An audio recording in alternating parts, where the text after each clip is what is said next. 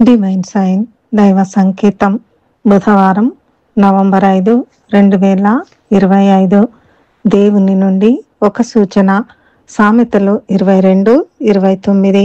తన పనిలో నిపుణత గల వానిని చూచితివా? అల్పులైన వారి ఎదుట కాదు, వాడు రాజుల ఎదుటనే నిలుచును.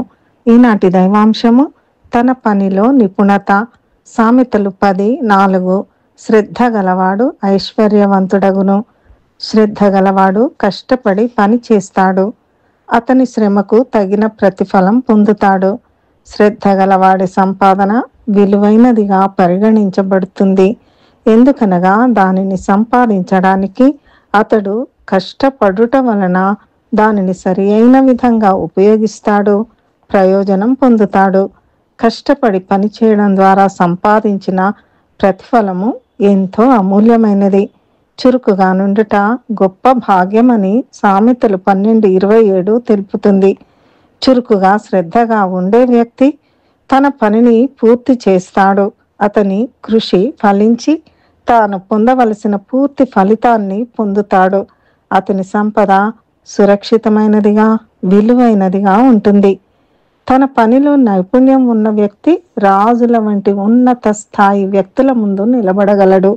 దీని అర్థం అతనికి ఉన్నత స్థానాలలో ఉన్న వారితో మాట్లాడే అవకాశం, గౌరవం లభిస్తాయి అని.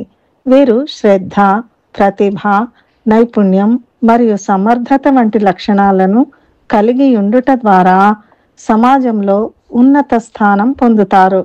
కాబట్టి నైపుణ్యం గల వ్యక్తులు అస్పష్టమైన, తక్కువ ప్రాధాన్యత గల వ్యక్తుల ముందు నిలబడాల్సిన అవసరం లేదు. పని చేయని వారికి తినే అర్హత లేదని పౌలు తెస్సలోనికయులకు ఆజ్ఞాపించాడు. ఇది సోమరితనాన్ని ఖండించే అంశం.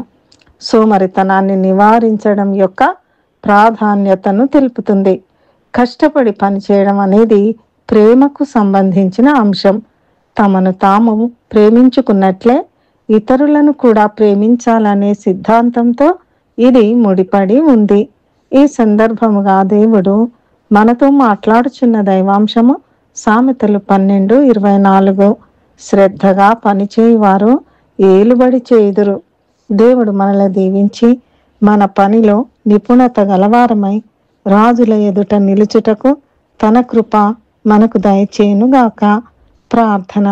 మా ప్రియ పరలోక తండ్రి, మేము శ్రద్ధ గలవారమై, మా పనిలో నిపుణత గలవారమై, అధికారులు రాజుల ఎదుట నిలువబడేవారముగా ఉండునట్లు నీ కృప మాకు దయచేయము.